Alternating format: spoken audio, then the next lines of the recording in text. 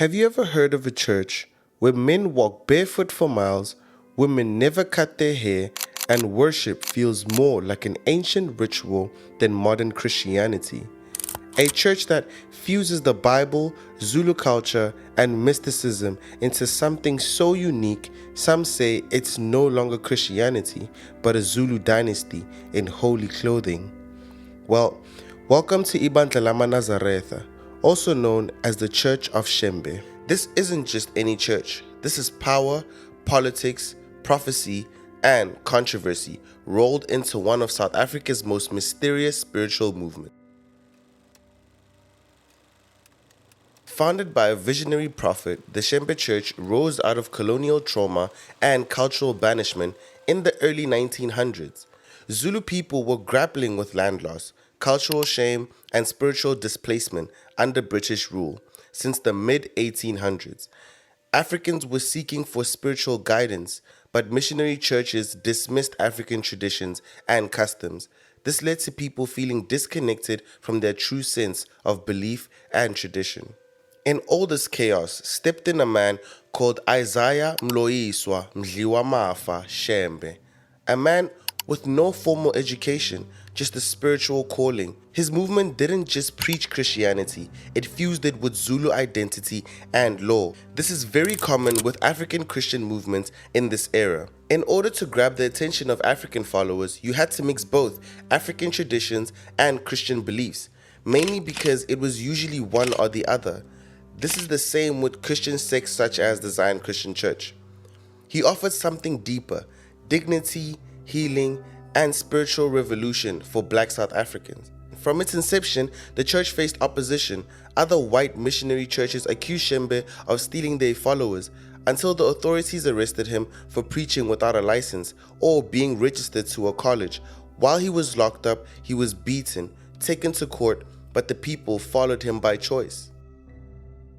Born in 1867 in Ntabamhlophe in the Esco district located in central Drakensberg region, this is where his forefathers had moved to escape the King Shaka regime. He was part of the Hlubi tribe within the broader Zulu nation.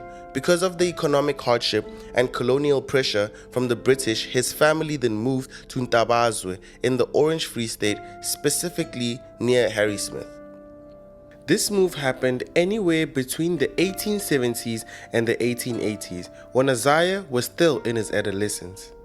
This is where Isaiah Shembe grew up herding cattle and working with horses. His father was a landless farmer working on white farmers' land, and the mother had a belief that she had birthed a messenger. At first, Shembe was just a young herdsboy. He had no religion and lived simply. But while in the Orange Free State, he got exposed to the colonial labor system, spiritual hardships, and Western missionary churches. The Christian missionaries were in line with the colonizers, so they had biased motives. All of this deeply influenced his later rejection of how missionary Christianity disconnected from African identity. According to tradition, at age 3, he was miraculously brought back to life after a bull sacrifice and began to experience divine visitations. A bull sacrifice can also be known as imbeleko, which can be done for several factors such as ancestral appeasement, purification or healing, spiritual initiation, or the welcoming of a new child. Later on in life, he got married to Magwaza Gwala, who is often mentioned as his first wife under Zulu custom, which typically involves lobola and polygamy, which was culturally accepted. He is believed to have had more than one wife, which was common in his culture, though this specific matter is not heavily emphasized in church records. But in a strange change of events, he received a divine command to leave his wife and family, and he obeyed. He claimed to have received divine instructions from God to leave his wife and family behind and dedicate himself fully to spiritual work. Soon after obeying this call, many of his children died. Tragically, one of the notable deaths is when his son Jonah died. This led Isaiah to spiral out of control. He refused to bury the boy, insisted that God took him and must bury him too. Locals started calling him unstable, so they gathered and asked one of his friends to bury the child on his behalf because the child had already started decomposing. Isaiah still interpreted this as confirmation that his earthly attachments were obstacles to his divine mission. This moment is said to have deepened his prophetic path, leading to more intense visions of God telling him that he needs to find a place to pray on a regular basis. Because of these intense visions, locals would ask him to preach, and he resisted, claiming he wasn't educated enough to lead the masses, but the callings didn't stop. According to him, one day he heard the voice of God telling him that the Zulu people had lost their way, ignored the laws of God, and were living like heathens. It is believed that he received this message to leave his family and fully devote his life to his calling when he took a step and went up to a mountain to pray, to ask for answers from God, but instead got struck by lightning while he was praying on top of the mountain. This lightning strike injured his thigh and he had to recover for weeks, but he saw this as confirmation that God had chosen him. So soon after recovery, he went around the area in Wittieshoek to look for a set place, and he found the Methodist church nearby. But he grew dissatisfied after realizing that the church would not allow some teachings that were in the Bible, like baptism by immersion. You see, Isaiah had fully immersed himself into the Bible. He later left the Methodist Church, and this led to Isaiah receiving baptism in 1906 by the African Native Baptist Church under the Reverend William Liasha. In the African Native Baptist Church, they practiced the triple immersion baptism, a ritual that he later adopted as central to the future of his church. He then began preaching as an itinerant evangelist, basically a traveling preacher, moving around rural Free State preaching the word of God. This led to him having a small congregation in Wittieshoek area, but was still preaching under the leadership of the African Native Baptist Church. He then later received his preaching certificate in 1908. There's a story about his journey into the Wittieshoek valleys that is told by the church elders about a group of village boys who started noticing that they were missing goats from their herd. When they went up to investigate, the kids in the area spoke of a man that lives up in the mountains, and maybe that's who's stealing their goats. So the herd boys went up the mountain to approach this man, and indeed they did. Once they got there, they interrogated him about their missing goats, and he agreed that he indeed is the one who has been eating their goats all this time.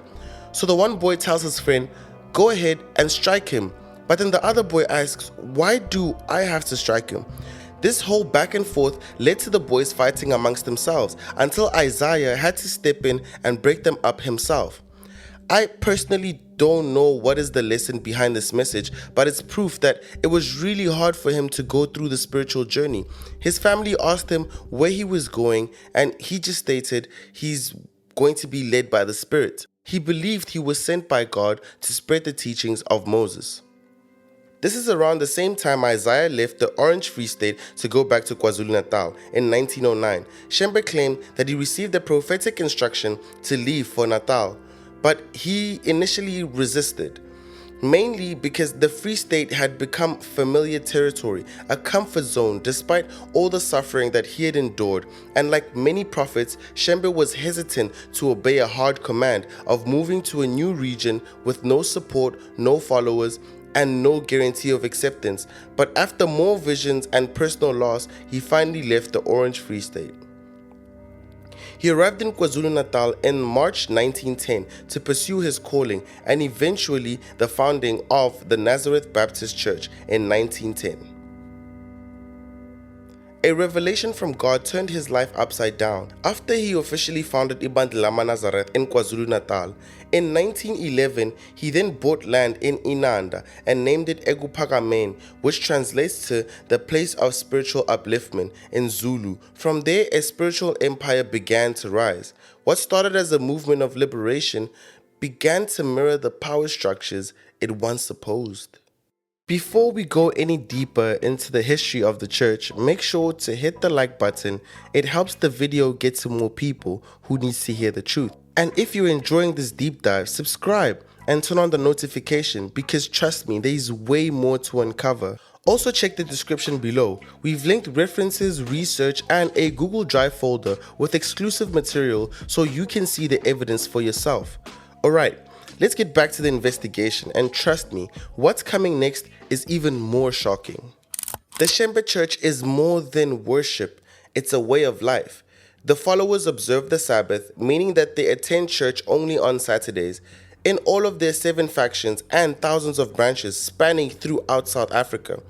They have a uniform that is worn by every member in all the factions as well. It is white rose, which symbolizes purity and gives members a sense of oneness. They also pair the white robes with Zulu traditional attire, which also reinforces their stronghold on African traditions. They reject pork, smoking, alcohol, and premarital sex. On the subject of pork, the church forbids pork as part of their commitment to the Old Testament laws, particularly those in Leviticus that label pork as unclean. This rule reflects the church's emphasis on spiritual purity, where the body is seen as a sacred vessel that must remain undefiled. Culturally, it reinforces Zulu identity and ancestral respect, aligning with traditional beliefs about ritual cleanliness. They worship outside. They choose to do so, mainly because they believe no church building is large or holy enough to contain God's presence or the entire congregation. Their sermons also contain dancing and chants. These chants were all written and relighted by Isaiah Shembe himself. He spent decades writing down endless hymns that are still being sung to this day. They also prefer to walk barefoot in church and during their pilgrimage to the holy mountains like Intlangakazi and Kenana, which is seen as a sacred meeting point with the divine spirits. Walking barefoot is an expression of spiritual discipline and sacred tradition in the Shembe faith. It symbolizes spiritual surrender and a rejection of worldly pride. Followers believe when they step into the church grounds or holy mountain, they are standing on holy ground, much like Moses did before God in Exodus 3 verse 5. They also participate in foot washing, which is also drawn from the example of Jesus in the New Testament, representing the cleansing of the body and the spirit, reinforcing purity, servanthood, and equality amongst all believers. The story behind these mountains is actually quite interesting. I asked myself, what's the fascination with the holy mountains? And according to the Shembe doctrine, the holy mountain of Intlangakazi is where Isaiah, the founder of the church, received a divine revelation that God had chosen him to restore his law, lead the Zulu people back to righteousness, and establish a holy nation through worship, purity, and obedience, similar to Moses in the Bible. Every January, members of the church hold a New Year's pilgrimage to the mountain for fasting, prayer, healing, and spiritual renewal. The barefoot journey to the top became a sacred ritual, a symbol of humility, endurance, and purification. The Kenana Mountain, on the other hand, was a result of the 2010 dispute between the rival Shembe factions, the Mduduzi Ebuhleni faction and the Vela Nazareth Baptist Church faction, which led to the legal order banning certain groups from accessing the Intlangakazi Mountain. This conflict split the pilgrimage tradition. This led to the larger Ebuhleni faction to have Mount Kenana located in Ozwathini as a continuation of the divine encounter. The mountain is still seen as equally sacred, though many traditionalists still insist only Intlangakazi is legitimate. We're going to touch more on the different factions of the church later on the video and what led to their separation. The Church of Shembe mixes the Old Testament, African tradition, and Zulu ceremony. The teachings we know of today about Isaiah Shembe were all written by his son, Johannes Galilei Shembe, in the book named The Book of the Birth of the Prophet, second only to the Bible in importance. This book is a sacred text that documents the life and teachings, visions, and miracles of Isaiah Shembe. It serves as both a spiritual biography and a theological guide. It reinforces Shembe's prophetic status, outlines, and the church's moral code, and preserves its Zulu Christian identity for future generations. But with spiritual devotion came control. In the church, men and women follow strict rules. Members are not allowed to cut their hair, especially the women. Their hair is seen as a symbol of spiritual strength, purity, and divine covering. According to the church doctrine, uncut hair reflects obedience to God's natural order and aligns with the Old Testament teachings, particularly in number 6, which speaks of the Nazarites not shaving their head. It also honors traditional Zulu customs where hair holds cultural and ancestral significance. Cutting it would be seen as dishonoring both God and heritage. Members must obey moral codes. Those who break them risk exclusion. But then, this same discipline became a manipulation system of control disguised as holiness. Prophets are treated like royalty. Some accuse the church of spiritual entrapment, where leaving is punished and questioning is betrayal. Behind the sacred dances and white robes, some ex-members allege a darker reality, where spiritual authority is abused and young girls are pressured into silence. While the Shembe Church officially denies wrongdoing, the blurred lines between prophecy and power have raised serious ethical concerns. Is it worship or spiritual grooming? Let's speak about spiritual grooming from the church. Before we get into this, we need to acknowledge that there are no major public court cases or government investigations directly convicting the Shembe Church leadership of pedophilia.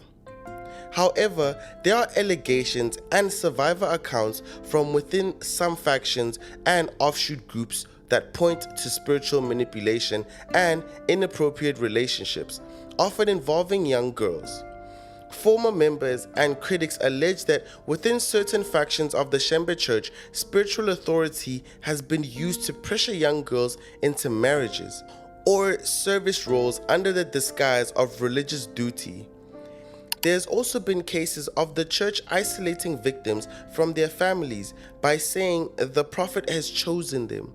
The girls would also be taken from their families from a very young age and refused to have any contact with their families because they are now part of a new family. This isolates the victim and leaves them to be dependent on the husband. There's also been claims of physical and sexual abuse. The church elders use fear, loyalty, and threats of spiritual punishment if you speak of church matters to outsiders. Your family is also considered as outsiders at this point. We don't hear much of these cases because there are incidences that happen in a closed system of power dynamics, and this system lacks oversight from church commissions and community leaders. My main issue with this practice is that it's been deeply indoctrinated into the community to a point where young girls are conditioned to believe that being married off to an older man is an achievement, a spiritual promotion.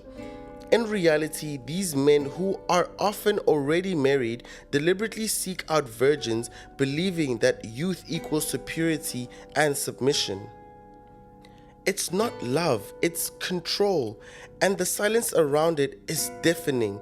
Most of these girls never speak out, not because nothing happened, but because of the threat of being excommunicated, humiliated, or disowned by their families and the church. In the eyes of the community, questioning the prophet's will is worse than the abuse itself. The culture of spiritual manipulation is turning arranged teenage marriages into a sacred norm, a disturbing blend of faith, fear, and power that rarely sees the inside of a courtroom. To followers, Shembe is sacred, but to critics, he has a symbol of spiritual control. Bear with me because this segment is about to be super confusing. So, on the 2nd of May, 1935, Isaiah Shembe died in KwaZulu-Natal while performing baptisms. It is said he reportedly stood in cold river water performing numerous baptisms, and afterwards he fell ill and never fully recovered.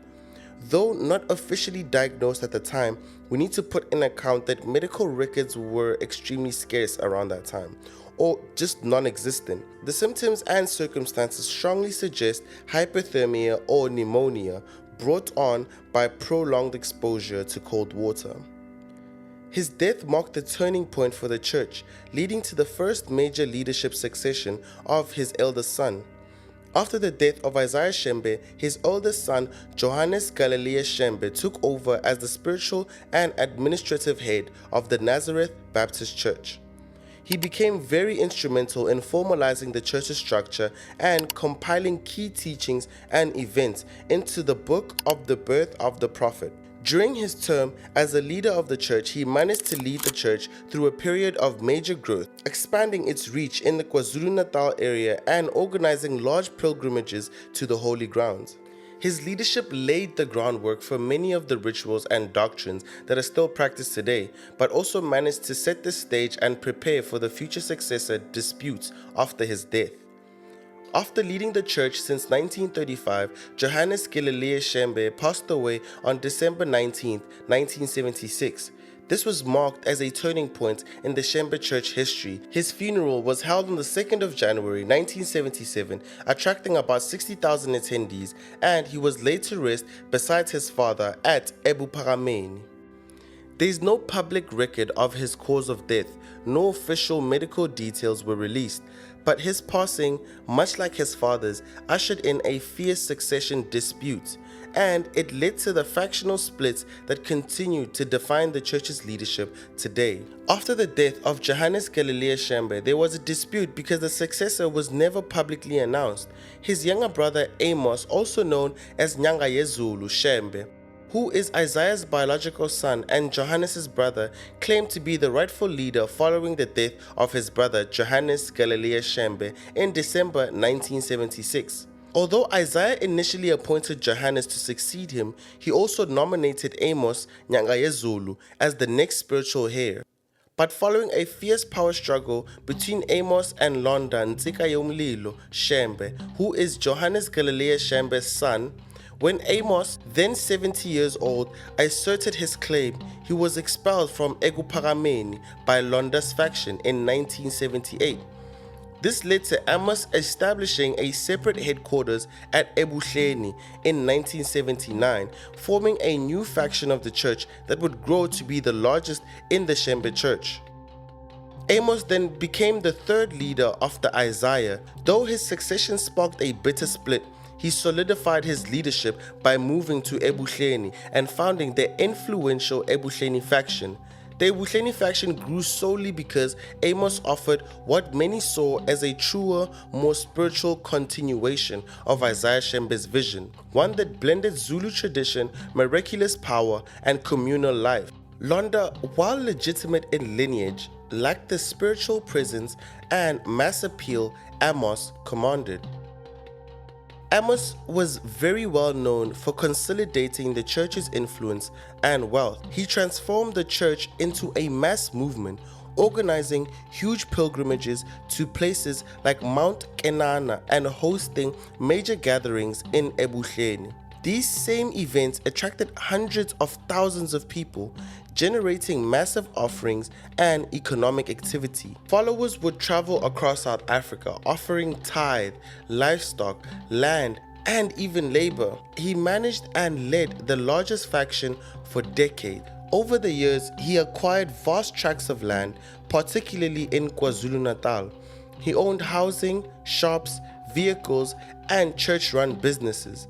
Members could only marry within the church rules and tithe regularly. Members of the church could only buy church merchandise, including robes, music, and Shembe branded items from church-approved sellers. This turned the church into an economic force, not just a religious one. Before the death of Amos, the leader of the Ebuhleni faction in 1995, Amos allegedly nominated Nkosi Mbusi Vimbeni Shembe, his son, to take over the leadership of the Ebuhleni faction. Soon after the death of his father, Vimbeni assumed control peacefully with widespread support. He was seen as quite educated and a unifying figure of the church. However, during his period of leadership in the church, he never publicly confirmed a successor, and that silence would later spark chaos amongst the Shembe family. Vimbeni Shembe passed away on March 28, 2011. After enduring a prolonged illness, his health had declined for several months, and his family described the death as being due to natural causes, and no official succession plan was publicly announced. This triggered a power vacuum in the ministry, and two contenders emerged. Mduduzi Shembe, who is Vimbeni's biological son. He actually had a strong hold in the community of the ministry. He was popular and spiritually active, the perfect candidate for the succession. And Vela Shembe, a cousin of Vimbeni Shembe, specifically his first cousin, who was reportedly nominated in a written will by Vimbeni Shembe himself. Vela was infuriated by Mduduzi being nominated as the rightful heir and claimed that Vimbeni had secretly signed a nomination document in 2000 naming him as successor. Mduduzi, however, had already taken control of the church at Ebuhleni and was recognized by the vast majority of the members as the rightful leader of the church. The matter went to court in 2011, kicking off one of South Africa's longest religious legal battles. In 2016, the KwaZulu-Natal High Court ruled in favor of Vela Shembe, saying that the signed document was valid. Then in 2018 to 2019, the Supreme Court of Appeal upheld this decision. Then in 2021, the Constitutional Court refused Mduduzi's appeal, legally ending the battle. Legally, Vela Shembe is the rightful leader. In reality, Mduduzi still controls the Ebuhleni faction, which remains the largest. And the current status of the church remains divided. The Ebuhleni faction, led by Mduduzi, which is the largest and the most influential faction of the church. Tembizinhle kwakhangela Mankengana faction, which was led by Vela Shembe, now led by Pinda Shembe after the death of Vela Shembe on the 24th of November 2017 in his home, after what the church described as a sudden illness. While some reports hinted at a short, unexpected illness, others indicate he had been battling with cancer for a period beforehand, whereby Pinda was legally recognized as the rightful heir but had smaller numbers compared to the Ebuhleni faction. The leadership is bitterly contested. Court cases, street clashes, even bloody confrontations between rival groups outside of courthouses. And the money? The Shembe Church is one of the richest in Africa, with hundreds of millions in assets, but they remain frozen due to unresolved leadership disputes.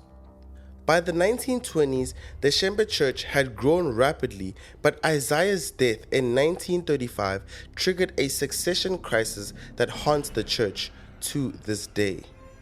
You now have one prophet, two leaders, and over 7 warring factions. It's a mess. Now, you're probably still confused, so let's break down the tangled Shembe succession story. Here's a quick refresher to make sense of the chaos. Isaiah Shembe founded the church in 1867 till his death in 1935. Then came his son, Johannes Galilea Shembe, who ruled from 1935 to 1967, who was Isaiah's son. He took over leadership after the father's death, institutionalized the movement, compiled scriptures, formalized annual festivals, and expanded teachings. Then Amos Shembe, who ruled from 1967 to 1995, who was Johannes's brother, known for consolidating the church's influence and wealth. He led the largest faction for decades. Now let's talk about post-Amos, the split between all the factions. After Amos's death, 2 powerful claims emerged. Reverend Londa Shembe led the smaller breakaway group. Vela Shembe, legally appointed by the courts in 2016 after a 5-year battle. Mduduzi Shembe, de facto leader of the Ebuhleni faction, followed by the majority despite the court ruling. And that's just the thing. It's like a royal dynasty. It's not about belief anymore. It's about bloodline, assets, and spiritual authority. Despite the battles, the church thrives. Every January, followers from Ebuhleni faction pilgrimage to Mount Kenana. After being blocked by the court rule from visiting Intlangakazi, Kenana has become a major spiritual hub for Ebuhleni members, attracting tens of thousands of barefoot pilgrims every year. Every October, around 25,000 gather in Judea village near Eshowe for a month-long festival filled with prayer, dance, healing, and worship. The town springs up overnight with shops, traders, worshippers, dancers move in white robes, children chant hymns, families pray for healing and miracle. The leopard skin that is used in the ceremony has drawn fire for the church from conservationists, but Shembe members see it as a sacred piece of their tradition. We cannot separate Zulu identity from the Shembe Church. To remove one is to kill the other. In an interesting turn of events, in 2011, Fagazile Shembe, a lesser-known leader of the breakaway Shembe faction, publicly declared his embrace to the Hebrew Bible. He claimed it was clearer, purer, and more aligned with the original Word of God than the Christian Bible, particularly the New Testament.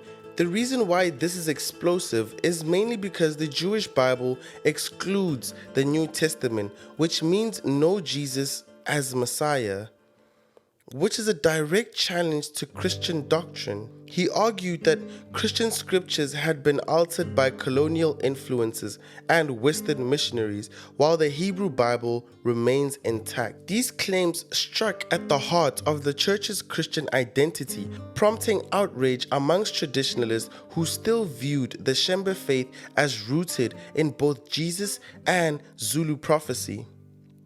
Some of the church members and elders viewed this as a return to the Old Testament purity, since the Shembe Church already emphasized Mosaic law, which includes no pork, Sabbath services, and etc. Others saw it as a complete deviation from Christianity, bordering on hearsay or religious confusion. Fagazile Shembe stated, "We follow the law of Moses, not the distortion of Rome.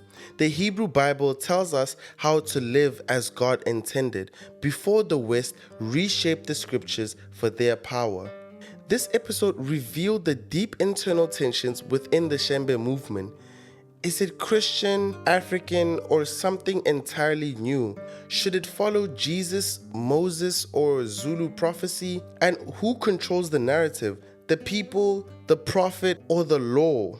It also shows us how the church, while massive and traditional, is still evolving, sometimes in a radical and surprising way. The church walks a blurry line between Christianity and culture. Some say Shembe preserved African dignity in a colonial world. Others say it reinvented Christianity to suit their tribal power. Many of South Africa's megachurches follow this pattern, blending tradition with scripture, and you'll attract millions of followers that way. But with fame comes questions. Can a church so split ever find unity in doctrine again? Shembe theology isn't what most Christians recognize. It's not just the Bible. It's the Bible plus Zulu cultural law plus the book of the birth of the prophet. They believe that Isaiah Shembe was sent by God to restore the teachings of Moses, the prophets, and Jesus. That Shembe himself is viewed not only as a prophet, but as an intercessor between man and God. They also have holy sites like Intlangakazi and Ekuphakameni that are treated like biblical mountains. Their worship combines ritual dances, animal skins, drum chants, and Sabbath law, fusing Zulu ancestral practices with Old Testament structure. In a world ruled by European religion, Isaiah Shembe didn't reject Christianity. He restructured it to make it feel more African. Others say he replaced the colonial cross with cultural pride. But the question still remains, is it Christianity? Today, the Shembe Church stands as one of South Africa's most enduring and controversial spiritual institutions. To its followers, Shembe is sacred. To its critics, its power masquerading as religion. But one thing is certain, Shembe reshaped the religious landscape forever. So, what do you think? Is Shembe a revival of African dignity or a kingdom hidden between the veil of holiness? Tell us what your thoughts are in the comments. If you enjoyed this deep dive, don't forget to like, share, and subscribe for more bold investigations into faith, power, and African spirituality on the Need to Know channel. Thank you.